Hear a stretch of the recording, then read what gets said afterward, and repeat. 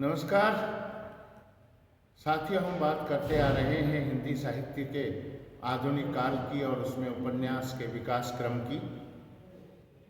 उपन्यास हो चाहे कहानी हो, द्वितीय उत्थान के भीतर बंगला से अनुदित अथवा उसके आदर्श पर लिखे गए उपन्यासों में देश की सामान्य जनता के गृहस्थ और पारिवारिक जीवन के बड़े मार्मिक और सच्चे चित्र रहा करते थे।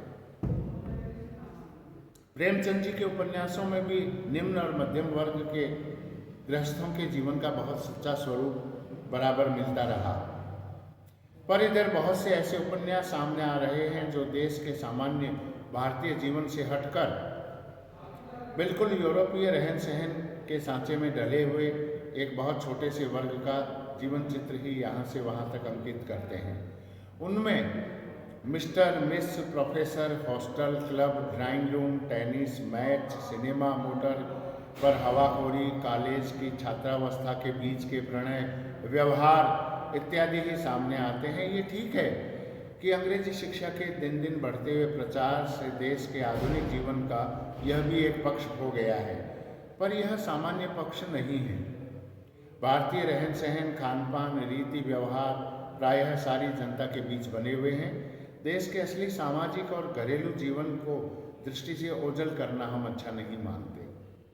यहाँ तक तो सामाजिक उपन्यासों की बात हुई, ऐतिहासिक उपन्यास बहुत कम देखने में आए।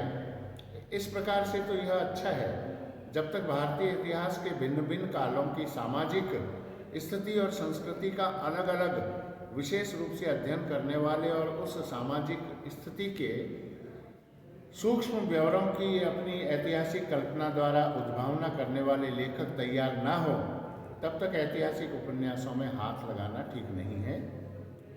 द्वितीय उत्थान के भीतर जो कई ऐतिहासिक उपन्यास लिखे गए या बंग भाषा से अनुवाद करके लाए गए, उनमें देश काल की परिस्थितियों का अध्ययन नहीं पाया जाता।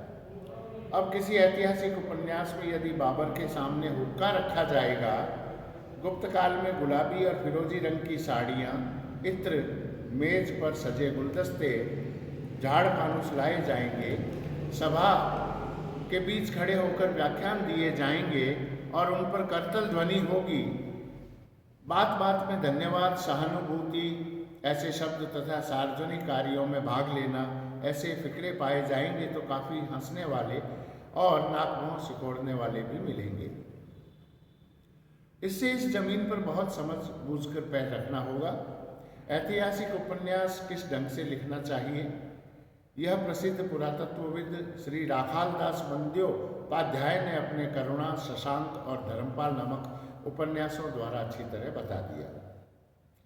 प्रथम दो के अनुवाद हिंदी में हो गए। खेद है कि इस समीचीन पद्धति पर प्राचीन हिंदू साम्राज्य काल के भीतर की कथा वस्तु लेकर मौलिक उपन्यास नहीं लिखे गए।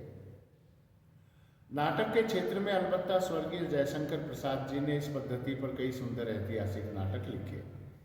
इसी पद्धति पर उपन्यास लिखने का अनुरोध उनसे कई बार किया गया, जिसके अनुसार शुंग काल, पुष्यमित्र और अग्निमित्र का समय का चित्र उपस्थित करने वाला एक बड़ा मनोहर उपन्यास लिखने में उन्होंने हाथ भी लगाया, पर हमारे साहित्य के दुर्भाग्य से वो उसे अधूरा ही छोड़कर चले गए। वर्तमान काल में ऐतिहासिक उपन्यास के क्षेत्र में केवल वृंदावन लाल वर्मा दिखाई दे रहे हैं। उन्होंने भारतीय इतिहास के मध्य युग के प्रारंभ में बुंदेलखंड की स्थिति लेकर गढ़कुंडार और विराटा की पद्मिनी नामक दो बड़े सुंदर उपन्यास लिखे। विराटा की पद्मिनी की कल्पना तो अत्यंत रमणीय है। ये तो हुई ऐतिहासिक उपन्यासों की बात आधुनिक काल के तृतीय उत्थान काल और उससे पहले द्वितीय उत्थान काल में उपन्यासों के भीतर जो कुछ भी धारा प्रवाह और भाव व्यंजनापूर्ण रहा, उस पर हम चर्चा करेंगे अगले व्याख्यान में। तब तक के लिए बहुत बहुत शुभकामनाएं। जय हिंद, जय भारत।